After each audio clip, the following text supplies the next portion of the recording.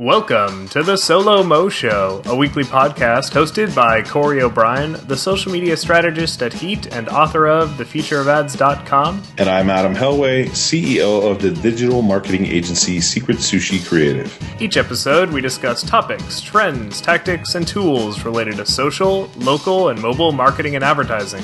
Our goal is to give you the information you need to be a better marketer. Today is Thursday, June 6th, 2013, and this is episode number 72. In this episode, we're going to discuss what images work well on Pinterest, social media acquisitions, and what they signal for the market, Vine on Android, Foursquare's Game of Thrones promotion for HBO, Facebook's update to their ad formats, and much more.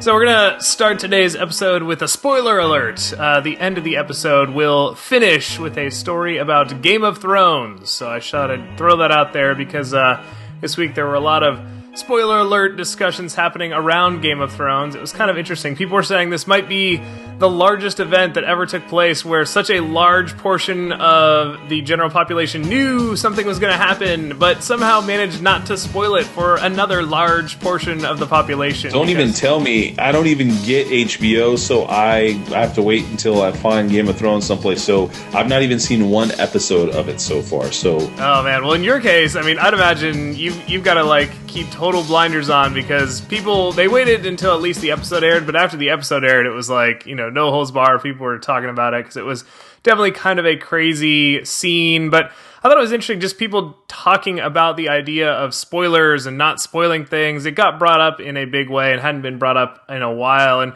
just got me thinking, a lot of brands now, they're trying to get up in touch with this real time, and we want to be part of the popular conversation, but one of the challenges with that is how do you handle something like a TV show where if you are a brand that wants to discuss that, do you have to wait till West Coast time? Because I'd imagine the last thing you want to do is be that brand that ruined Game of Thrones for like 1 million people out there when you tweet, can you believe such and such just happened? So, Adam, what's your take on that?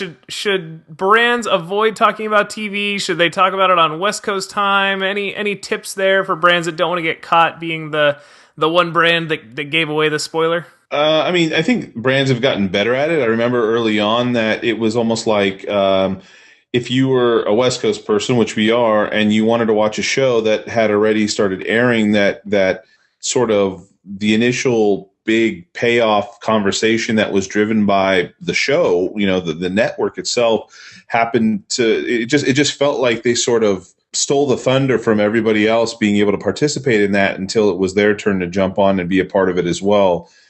They've gotten better with that. Shows like The Voice, for instance, you can kind of participate. But you still sort of, like, for instance, when they have elimination shows, or like you said, if it's like a season finale or one of these shows where, oh my gosh, what happened?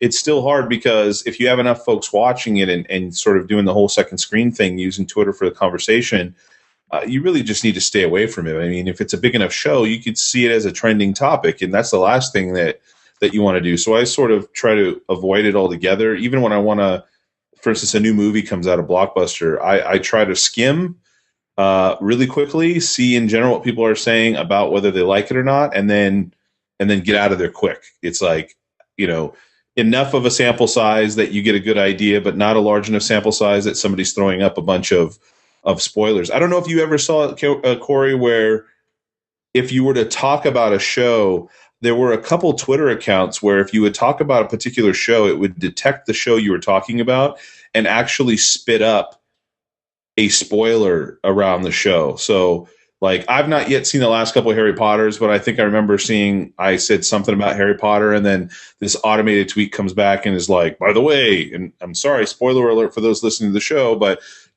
by the way, Harry dies in the end, or something like that. And it's automatically tweeted. And they've done that for a number of other shows, strictly to sort of piss off the crowd that would really want to sort of wait until the end to experience it, but still wants to have a conversation.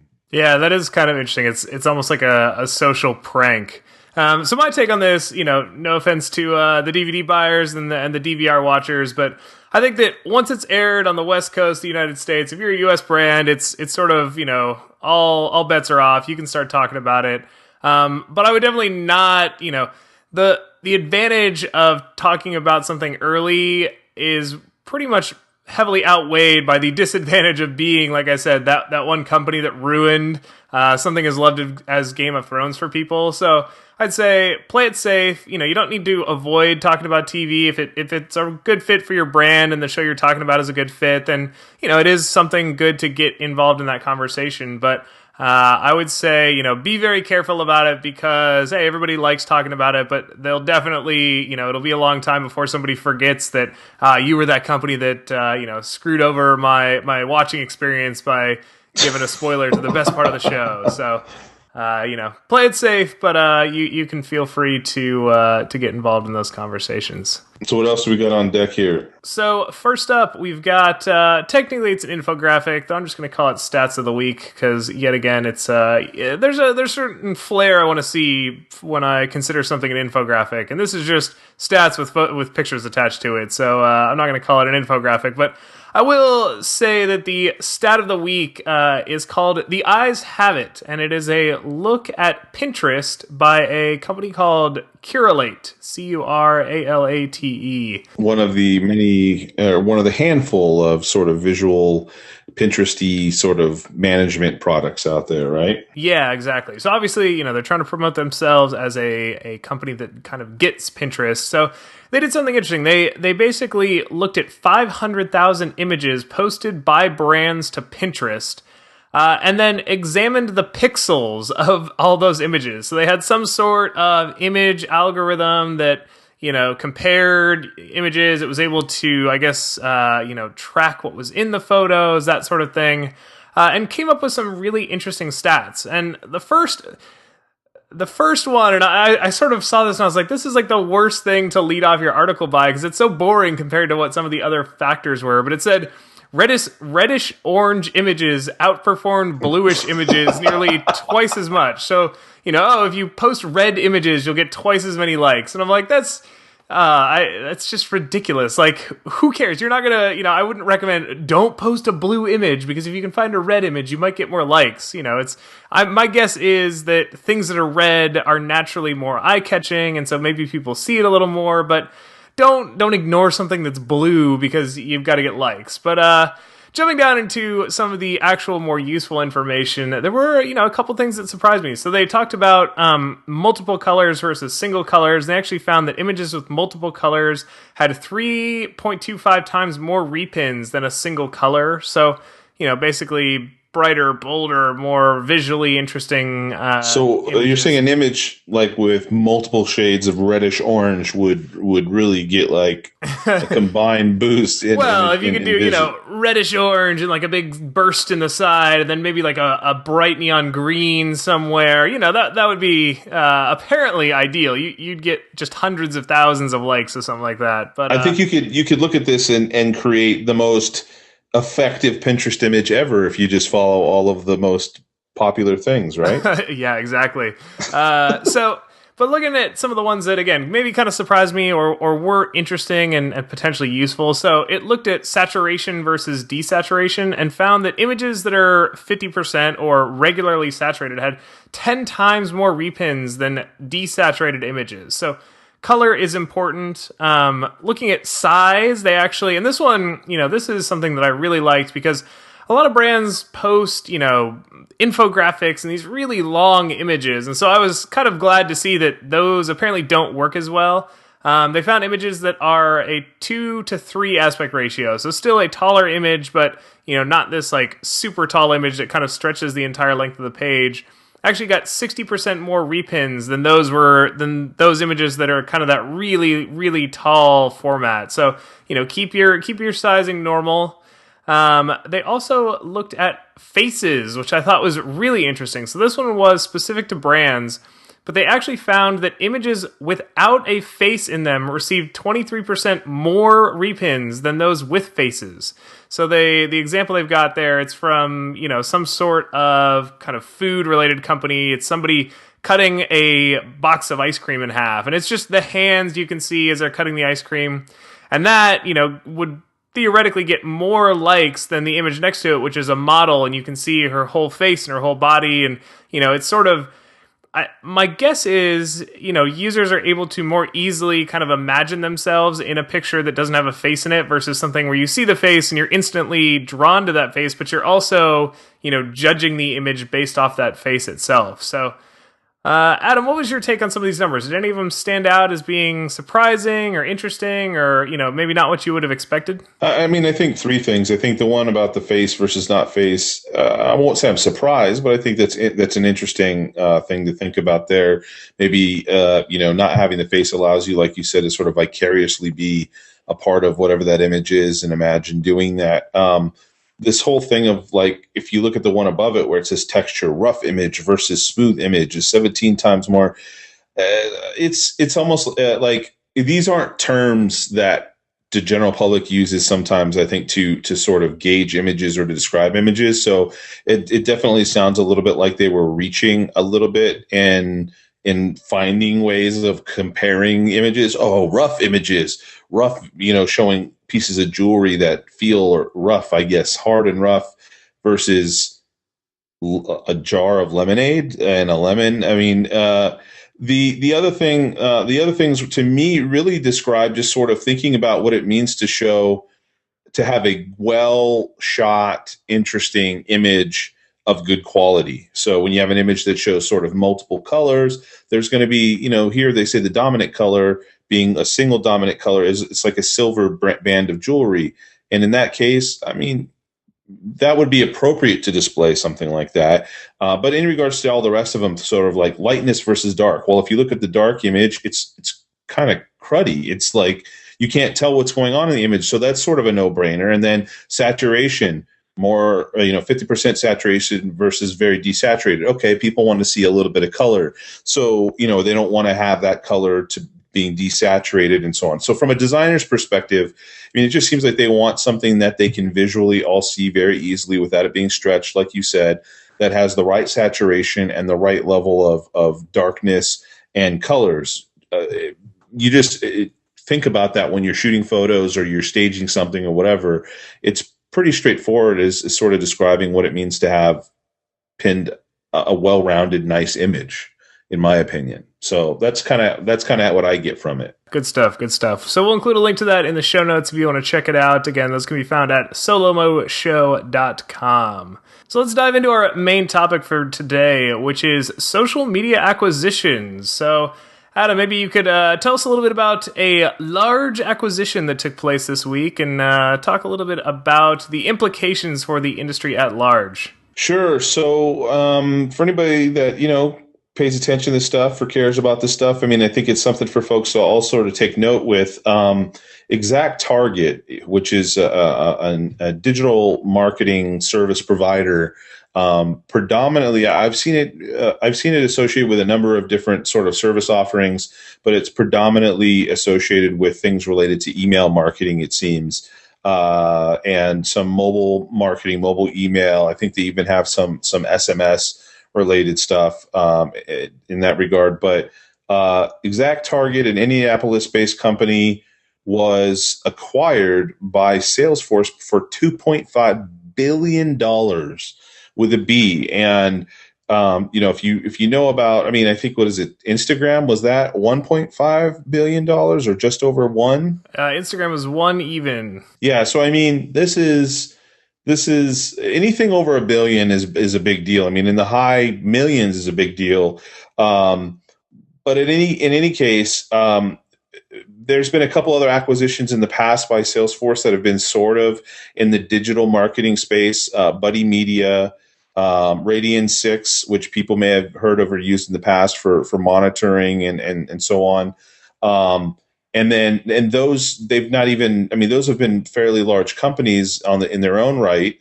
Primarily, Radian 6 was quite popular, but with Exact Target, and I think as you might have shared here, Corey, they ran at a loss last year in regards to their revenue, right? Yeah, they apparently, so last year they reported $292 million in revenue, but had a $21 million operating loss. So they brought in nearly $300 million and still managed to lose $21 million. So essentially it cost them $320 million to run their company last year, which to me made this acquisition kind of strange. Like, normally you can value an acquisition at a multiple of the revenue and the profit that it's expected to generate. So, let's just use our imagination and say, okay, they're making $100 million a year. We'll give that a 10x, so that we're basically buying the next 10 years of revenue. We'll value it at $1 billion. Some negotiation happens. Maybe you end up at 1.2, something like that. But at least the numbers make sense. Here, when I saw that operating at a loss, it almost makes me wonder if they're sort of buying into the hype a little too much, and maybe they overbid for this. I don't think that that's entirely impossible. We've looked at like Zynga this week had to write off their entire purchase of OMG Pop because back in the day they paid like $200 million and they bought Words with Friends, and they're like, this is going to be the next mobile social revolution. Everybody's going to be, connecting through Words with Friends. And then a week later it was like, everybody kind of forgot about it. So, ExactTarget, well-known name. They're working with Coca-Cola, Nike, The Gap. Those are big companies, but it does, it makes me wonder if they're sort of, fingers crossed, like we hope that money keeps going into social, and that if it does, maybe people will buy into the ExactTarget name. Though some of the fundamentals kind of make me question, the long-term validity of some of these higher budget tools. Well, I mean, when you talk about it, and let's look at it again from our audience's perspective why should I care, right? I actually think that the folks over at Salesforce are fairly smart, and that this is sort of, as I saw Jason Falls post, an emphatic vote, a positive vote, in the direction of social, and it's rather than sort of saying like, they're rolling the dice, that maybe they know some things that we don't know, obviously, that's really, really solidifies the fact that ExactTarget is on point. I mean, you talked about some of the biggest clients out there, and that's a big deal. And they've sort of, in a way, Salesforce bought those clients to bring over with them. So I think the important thing here, also taking sort of a gander at other large corporations, enterprises, top Fortune 100 companies that you would just not think of being sort of in the digital marketing space, such as Oracle. In the past, turned around and bought Eloqua, which is a lead generation marketing automation company. So with I believe some social ties and that sort of thing as well. So not exactly in the same place. But companies right now that are out there that have some money are investing a lot of money into buying.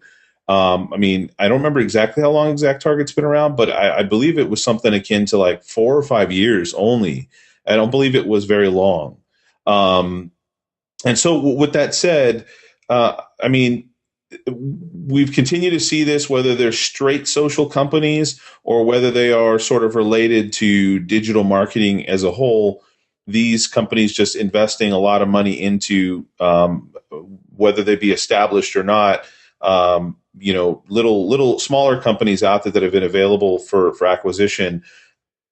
I think it's a good sign for people. I don't have any doubts. Do you have any doubts, Corey, that digital marketing, and specifically the social media space, is a valid space to be in? It's a valid place for people to invest in, and years from now it's still going to be around? No, I think my concern with the story is just that as these numbers get bigger and bigger and bigger, it starts to get harder and harder to play in the space, and it gets harder for kind of normal sized companies to use some of these top tier tools. So if they're going to buy something for $2.5 billion, they're going to want to get their money back for that investment. So they're going to want to sell, packages at tens of thousands of dollars to these huge companies. But if you're a smaller company, if you're, a 100-person agency, or if you're, not a Fortune 500 company, you're looking at something like this and you're seeing Salesforce grabbing up all of these top tier providers and then offering it back as a package deal at, $10,000, $20,000 a month.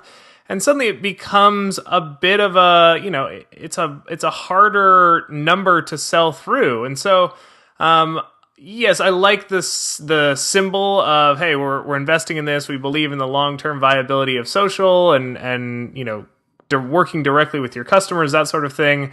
I guess my worry is just that maybe, they're getting ahead of themselves a little too quickly, and that it's going to start pricing out some of the smaller players, which creates kind of the haves and the have-nots in the social space. Yeah, I can understand that, and so it's less of sort of is this space viable and validating it over the long term versus, like you said, its sort of effects on the folks that don't actually get acquired and maybe have no desire to get acquired and really just sort of want to do it on their own. I think, for instance, HubSpot might be one of those companies, right? That's still sort of solo. I think they might be sort of on their way towards trying to do an IPO as well. For those out there that don't really care about that stuff, there's plenty of people that don't really pay attention to those things.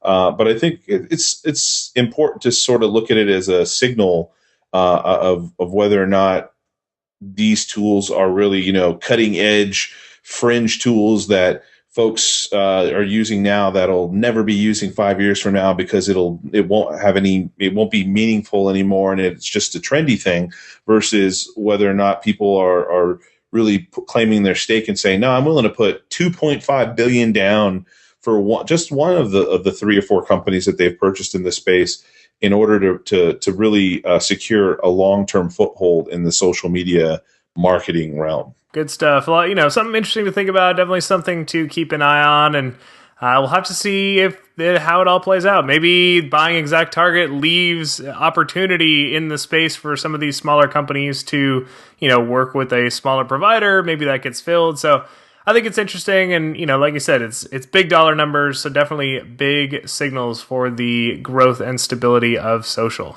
All right, Adam, you know what time it is. The lightning round. The lightning round time, exactly. So we've got a couple of different stories here and some interesting things. So I'm going to put 60 seconds on the clock and dive right into the first one. How's that sound? Sure. All right. Here we go. Ready and go. So our first story is Vine releasing their Android application, which, I think it's kind of interesting. It followed quickly on the heels of the Twitter release. We're still seeing companies releasing iOS first and then going to Android, but Vine for Android. I think it's good to see Vine expanding quickly into Android, because I think it means that Twitter believes in the service. They're really pushing it. And the question that I'd kind of pose is, could this be the inflection point for the growth of Vine? Now that we're seeing it on Android, is it gonna kind of take off? And Vine's been, to be honest, it's been a slow grower. It's not an overnight success. I think partly just because it's a little more challenging to make an engaging Vine, but we saw Instagram move over to Android and then continue to just quickly grow. The growth accelerated because of that. So I think this is a good sign for the long-term health of Vine. I'm interested to see if Android users adopt to it, or if, maybe it just doesn't fit into their overall way they use their phones. All right, Adam, 60 seconds on the clock. What's your take on Vine for Android? Ready and go. So, I don't necessarily know if that'll be an inflection point, so to speak, for Vine. I think that there's a huge number of Android users. There's a huge audience of Android users. And it really wasn't that long ago that the iPhone one was released, just like you said. We're only 4 months into things, or maybe 5 months maximum into things. I don't even think that. So Vine is fairly young, and I think that they reported upon launching the Android one that they have something like, and I might be wrong, but 12 million users already, which I think isn't anything to sort of cough at in my mind. I do see it growing. I think there's some brands that have been using it a lot. I am actually very pro Vine. I go there multiple times a day. I'm quite entertained by what's there, and both creative and sort of entertaining side. So I'm bullish on it. I think everybody should start sort of playing around and using it if you haven't already. All right, right at the buzzer. Well timed. All right, so let's put 60 seconds back on the clock and dive into story number 2. Ready and go. So we alluded to it at the start of the episode, but we are now talking a little bit about Game of Thrones. And in this case, it's Foursquare's new Game of Cones promotion. That's right, cones, as in ice cream cones. I get it. I get it. It's a pretty clever pun. They talk about summer is coming. So those of you that have watched the show, the big line is winter is coming. They're always talking about that. So Foursquare, they did this promotion, summer is coming. Basically, if you check into an ice cream spot in either San Francisco or New York, you kind of join that ice cream spot's house. You get a little badge for it. There's going to be points. It's basically determining between San Francisco and New York who's going to win. I like that it's keeping geolocation fun. I think sometimes, the fun side of this whole thing gets a little lost. And so, funny names, funny icons. I like this promotion, and it's an official sponsorship of Game of Thrones. So I like that HBO is using their sponsor dollars in an interesting way.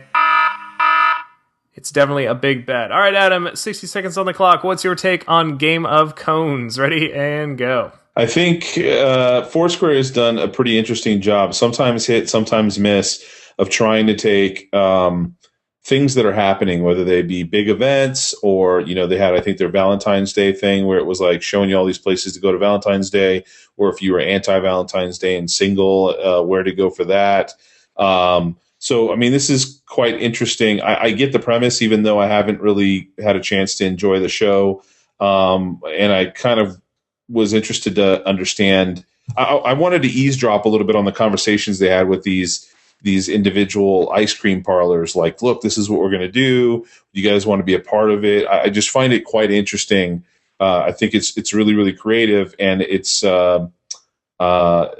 it's not far from something that somebody could do without the help of Foursquare, really. So check it out as a really interesting and creative way of using Foursquare to sort of seasonally drive foot traffic to your store. All right, Adam, you are on it today, right on the buzzer. I like it. Squeezed every little ounce of time out of that. All right, so we got one more in the lightning round here. So I've got, yet again, 60 seconds on the clock, and let's dive right in.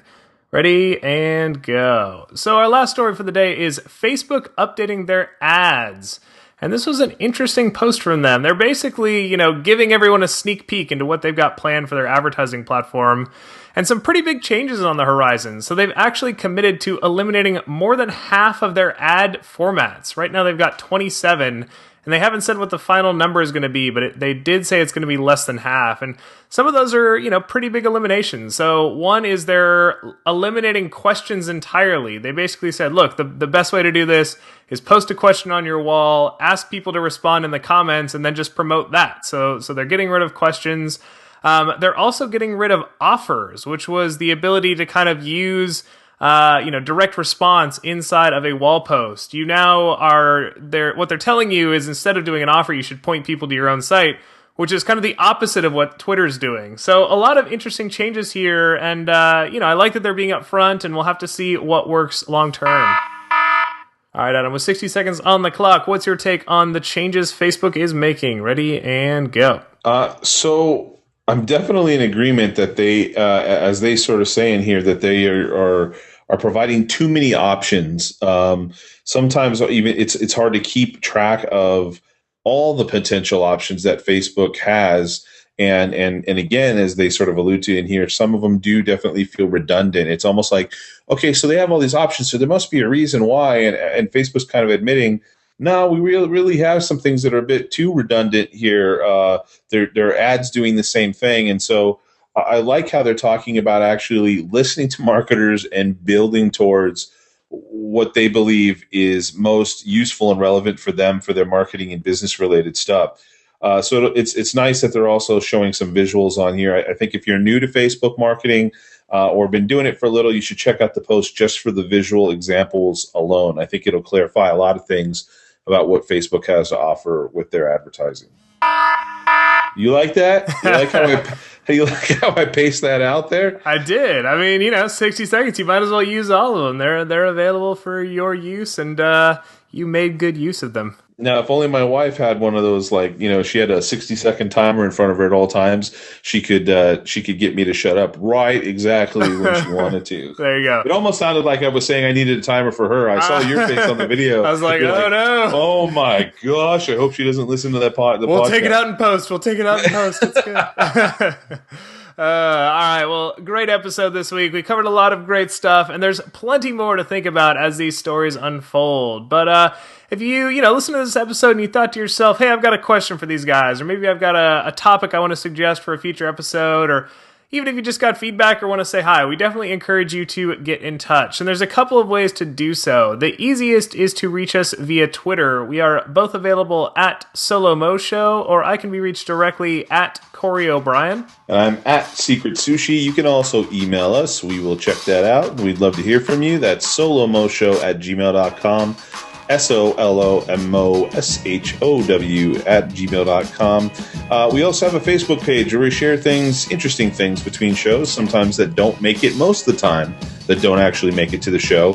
Today I checked the page out and shared that we were recording tonight and found something that Corey posted that I had not even heard of before regarding Pinterest. So you should check it out. We didn't cover it, and I discovered it on our own page.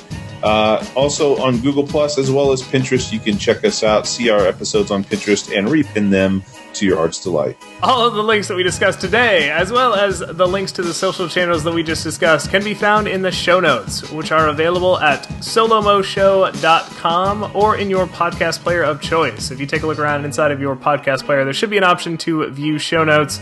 We always like to fill those out, include a lot of great links, both to the stories we covered, as well as, oftentimes some supplementary links to things that maybe support the stories, but we didn't get to cover directly. So definitely check those out. Again, view the show notes. Bust his hump making sure that those things are in those podcasts, in the enhanced podcast, if you can get that, because and of course we've got them on the site as well. So thank you for doing that, Corey. No problem. It's a little way to give back to the audience. So again, check that out, solomoshow.com. And with that, we will call this episode a wrap, but we hope you join us next week for another great episode of the SoLoMo Show. Take care.